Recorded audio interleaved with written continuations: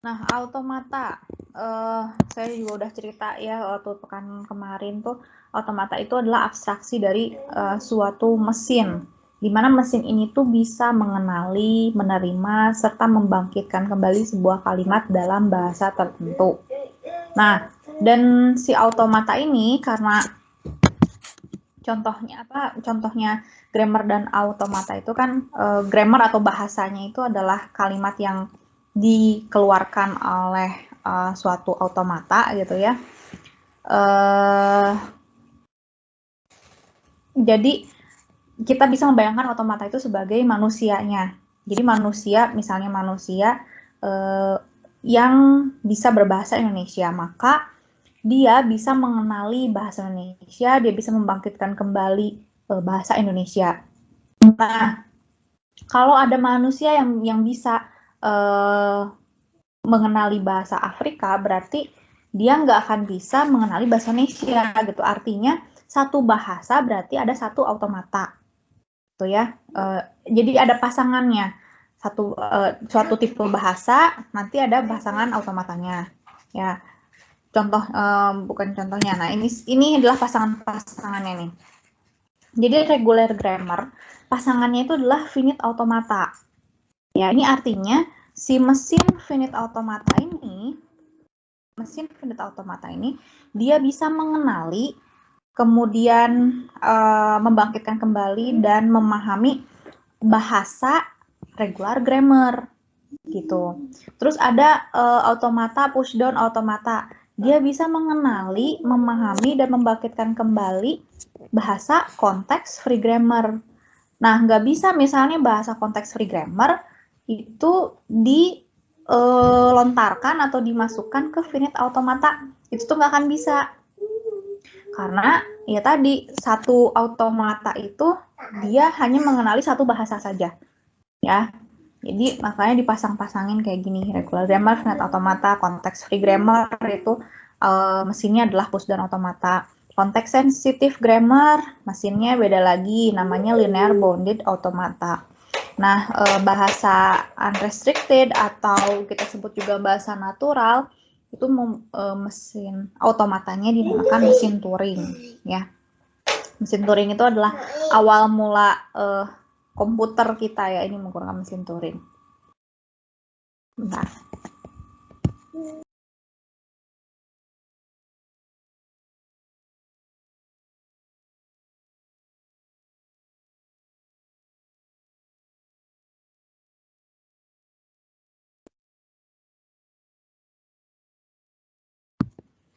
Nah, ini ada beberapa aplikasinya ya. Finite Automata, aplikasinya pencarian string, regular expression, kemudian push down automata ya, dengan bahasa alami, HTML parser, dan seterusnya. Nah, yang akan kita fokuskan selama satu semester ini tuh sebenarnya di sini regular grammar finite automata, konteks free grammar push down automata, dan dasar ya, yang dasarnya aja, yang ini unrestricted sama mesin Turing, yang dasarnya aja. Nah, konteks sensitive grammar tidak akan kita pelajari, tidak akan kita fokuskan untuk dipelajari yang ini enggak. Oke, jadi cuman ini aja nih. Nah, pekan kedua ini kan kita judulnya itu adalah mengenal si finite automata ini ya. Berarti finite automata, balik lagi, dia adalah model komputasi ya, model komputasi yang dapat menerima bahasa reguler tadi ya. Nah, si finite automata ini juga dia jumlah memorinya sangat terbatas karena dia adalah model komputasional yang paling sederhana. Makanya hubungannya dengan regular grammar, itu kan regular grammar bener-bener diatur ya, aturan produksinya tuh strict gitu, strict banget. Nah, karena apa? Karena memang si mesin finite automatanya ini dia modelnya tuh paling sederhana. Jadi dibuatlah suatu batasan kalau regular grammar itu harus kayak gini gitu. Maksudnya aturannya tuh batasannya tuh banyak supaya tadi si memorinya terbatas tapi bisa dilakukan pembacaan dari regular grammar. Nah, Jadi nanti di sini ada. Nah, jadi di finite automata itu teman-teman bayangin sebuah mesin, kan mesin itu dia pasti bisa menerima input dan bisa mengeluarkan output kan ya. Nah, inputnya ini dia punya yang disebut dengan tab input atau input tab ini ya. Nah, isinya input tab ini bisa kita isi dengan string yang dihasilkan, yang misalnya dihasilkan dari regular grammar, begitu. Sebenarnya nggak harus dari regular grammar aja sih. Maksudnya suatu string lah ditaruh di sini. Kalau misalnya yang bisa di-accept oleh finite automata, itu kan regular grammar kan ya, kan tadi dipasangin regular grammar sama finite automata. Nah, string yang berasal dari regular grammar, itu kalau dimasukin ke input tab sini, ya, ke input tabnya automata, finite automata, dia bisa dibaca, kemudian bisa di-ACC. Tuh teman-teman. Nah, kalau misalnya ternyata ada string yang berasal dari CFG ya, context free grammar, ketika dimasukin ke sini stringnya, ke input tab sini, itu seharusnya di reject sama finite automatanya. Karena ya tadi beda mesin, beda bahasa, beda mesin ya kan, beda bahasa, beda mesin. Jadi kalau CFG stringnya CFG dimasukin ke sini itu nggak akan bisa diproses ya, tidak akan bisa diproses. Nah, di sini ada, jadi si finite automata ini ya, dia punya tab khusus untuk menyimpan inputan, menyimpan string inputan. Kemudian dia punya yang namanya head. Head ini fungsinya adalah untuk membaca setiap simbol dalam string. Gini, input tab itu kan dia kotak-kotak gitu, kayak bentuknya kayak array ya, kayak array nih. Nah, nanti kalau misalnya ada suatu string ya, stringnya misalnya 1100 misalnya si stringnya itu tuh. Nah, stringnya ini tuh nanti akan dibaca per simbol oleh headnya. Jadi headnya mulai dulu dari sebelah kiri sini, terus nanti dia pindah ke kanan kalau udah beres dibaca. Yang satu kedua ini dia udah beres dibaca, nanti headnya pindah lagi gitu. Jadi fungsi head itu adalah untuk membaca setiap simbol yang ada di input tab ya. Arah pergerakannya dari kiri ke kanan. Oke. Nah, tadi contoh misalnya ya, contoh string yang dihasilkan oleh sebuah regular grammar. Nah, contohnya di sini ada aturan produksi. Aduh, saya tulisan jelek banget, udah lama nggak nulis. Regular grammar. Tadi kan regular grammar tuh sebelah kanannya harus ada satu saja variabel non terminal ya. Nah, ini saya coba hapus ini. Ini dihapus, ini juga dihapus ya. Jadi supaya si S-nya ini ke A doang. Nah, kemarin kan kita juga udah tahu ya bahwa dari aturan produksi ini akan menghasilkan string, ya kan, akan menghasilkan string sesuai dengan aturan regular grammar. Nah, misalnya saya mau membangkitkan suatu string dari sini tuh S menjadi A, terus A-nya saya A-nya saya turunkan menjadi 0A, terus misalnya saya turunkan lagi si A-nya ini menjadi 0A lagi. Kemudian A yang ini saya turunkan jadi 1, berarti 001 gitu ya. Nah, si yang string ini 001 ini sebentar. Terus saya misalnya nyobain bangkitin lagi suatu string, A-nya diubah langsung jadi 1, jadi 01.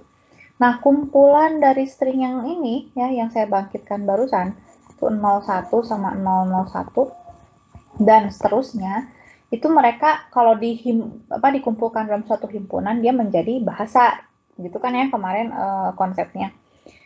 Nah, terus hubungan dengan finite automata apa? Nah, nanti kan ada string seperti ini. Nah, string ini yang akan dimasukkan ke dalam finite automata. Misalnya string 001. gitu. Atau misalnya tadi string yang terbentuknya lagi adalah 01. Berarti ditulis di sini 01 gitu. Nah, sama si mesin ini, sama mesin finite automata akan dibaca ya si inputan setiap simbol yang ada di dalam input tab ini dibaca, nanti diproses. Nah, prosesnya nanti kita akan pelajari. Diproses, kemudian outputnya dia harusnya adalah accept kalau kalau dia berasal dari regular grammar. Kalau ternyata kita membangkitkan string dari CFG, nah ketika dimasukkan ke sini, itu seharusnya udah nggak bisa diproses, karena tadi bahasanya udah beda, gitu ya. Dan jadi fungsi finite automata itu adalah untuk mengecek apakah suatu string itu bisa diterima oleh finite automata atau enggak.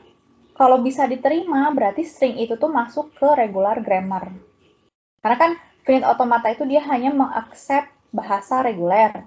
Nah, berarti kalau ada suatu string dimasukin ke dalam finite automata dan hasilnya adalah diterima, maka string itu merupakan bahasa reguler. Gitu. Ya, jadi intinya si finite automata itu mesin untuk mengecek apakah suatu string ini termasuk bahasa reguler atau bukan. Ya, salah satu manfaatnya adalah itu. Nah, sekarang baru kita akan lihat bagaimana sih cara kerja si finite automata ini. Ya. Pertama, di finite automata itu di dalam mesinnya terdiri dari finite number of step. Jadi artinya ada sekumpulan step ya yang terdefinisi dan dia jumlahnya tuh nggak terhingga, bukan nggak terhingga, dia jumlahnya ada hingganya, ada hingganya. Kalau finite itu kan maksudnya ada batasannya ya, terbatas. Kalau misalnya infinite berarti dia nggak terbatas. Nah, ini jumlah stepnya itu dia ada batasannya. Jadi enggak jumlah stepnya sampai tak hingga, bukan seperti itu. Jadi ada stepnya ini, dia ada batasan jumlahnya. Nah, kemudian di dalam finite automata ada yang disebut dengan initial state. Ya, jadi initial state ini tuh sama seperti start state. Jadi step pertama kita mulai dari situ gitu ya. Kita mulai dari initial state, kita mulai dari start state. Nah, kemudian ada juga si finite automata ini minimal dia punya satu accepted state. Ini minimal loh ya, minimal. Jadi sebenarnya kalau ada 2, 3, 4 dan seterusnya itu boleh ya accepted state-nya. Kemudian mesin ini akan menerima input berupa simbol ya tadi ini ya. Jadi dia punya input tag di sini yang datang secara sekuensial. Kemudian mesin akan berubah dari state 1 ke state lain berdasarkan simbol input. Jadi cara kerjanya ketika si head-nya membaca suatu simbol itu nanti akan diproses mesinnya itu tuh dia akan pindah dari satu state ke state lain. Ya, ketika baca head, posisi state-nya misalnya di A, maka ketika baca head, ketika head-nya membaca 0, maka dia akan maju posisi state-nya jadi ke B. Gitu. Kita akan lihat lebih detailnya setelah slide yang ini. Jadi intinya